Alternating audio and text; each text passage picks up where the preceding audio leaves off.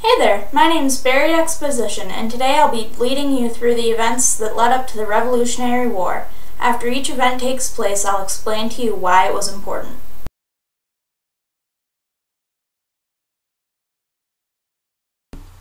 Yay, the French and Indian War is finally over! Yeah, now we can finally expand west!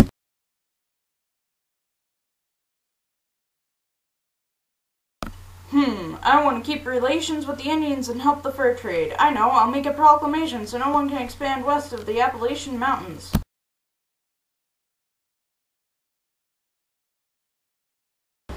This is terrible, we can't expand. I can't believe this is happening! The Proclamation of 1763 was one of the first instigators of the Revolutionary War. The colonists had helped the Britain win the French and Indian War, partly because they wanted to expand west. Now they were being told that they couldn't. The French and Indian War has left us in debt. Any suggestions? We could tax the colonists, Your Royal Highness. Splendid. What will this new tax be on? We could tax playing cards, newspapers, and activities, Your Excellency. Excellent ideas, gentlemen. Let the colonists know of these new taxes immediately.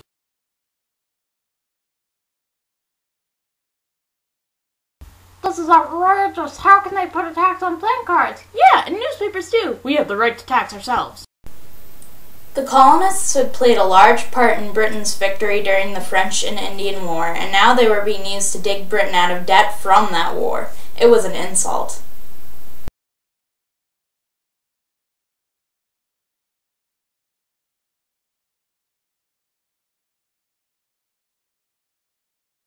The colonists keep finding a way around the Navigation Acts. Any suggestions? We could conduct random unexplained searches. Yeah, and we could do them anywhere we wanted to, even personal residences. I'm liking what I'm hearing. What would we call these? We could call them writs of assistance. Inform the colonists right away.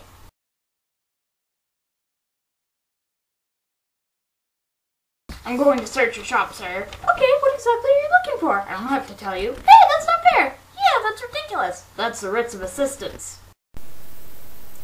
The colonists were outraged by writs of assistance. This was after the idea of natural rights, and they felt their natural rights were being violated. Also, it made it much more difficult for business owners to get around the Navigation Acts.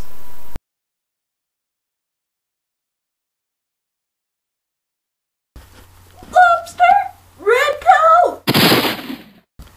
What were you thinking? How could you? Let's get out of here! The colonists were up in arms about the slaughtering of innocent people by British soldiers. Here we showed the instigation, but inaccurate accounts such as Paul Revere's Boston, Bloody Boston were spread throughout the colonies.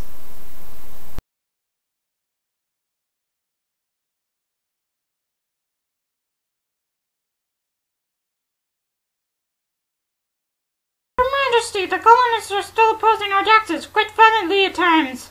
I'm the king. I can do whatever I want, but this isn't quite worth the trouble. Take off all the taxes, but put a small tax on tea. That should help keep the East India Company from going bankrupt and show those colonists who's in charge.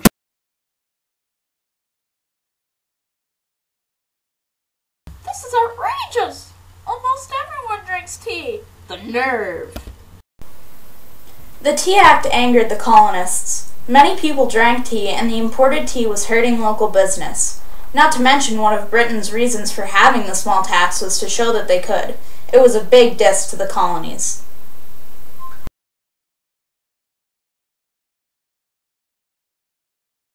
This is outrageous. We're still boycotting, yet they refuse to take the tea out of the harbor.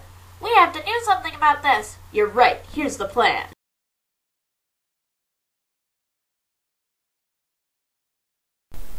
One, two, three, push!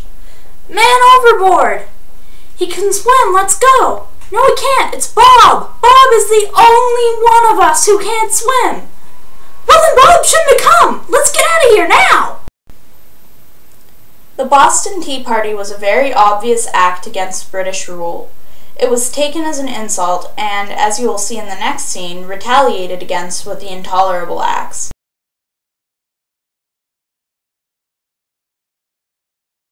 This is outrageous. I'm the king. What I say goes. What are we going to do about these rebels? We could pass a new acts. Yeah, we could close the port and reinforce the Quartering Act and appoint General Gage governor of Massachusetts. And British officials could have to be tried outside of Massachusetts for murder. Do it and do it now. That ought to teach these colonists who's boss.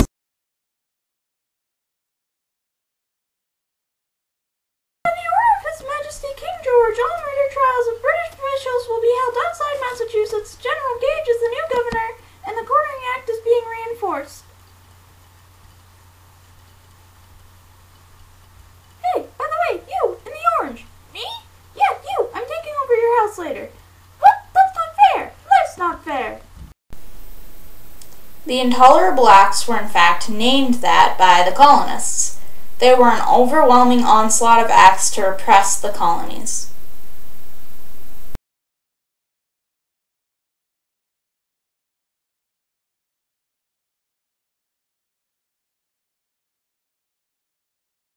Alright, men, don't fire unless fired upon. We're not here to start a war. Now you, hand over the military supplies.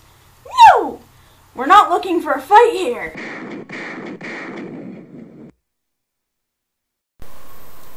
Many people say the Battle of Lexington was the actual beginning of the Revolution. That's why the first shot that was fired is referred to as the shot heard round the world. It's widely considered to be the first shot fired in the Revolutionary War.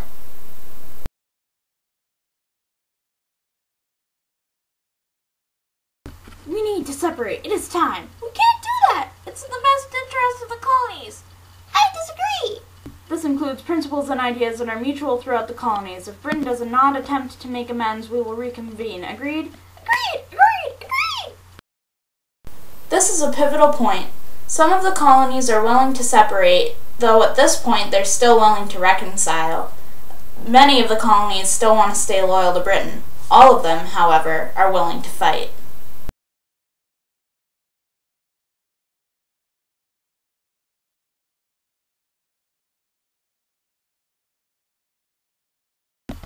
Alright, men, we've had no results. It's time to split. It's too soon. Wake up already. We need to split. Alright, here's the Declaration of Independence. We have officially split from Britain. Yay! The importance of the Second Continental Congress is fairly obvious. They wrote the Declaration of Independence, officially breaking off from Britain.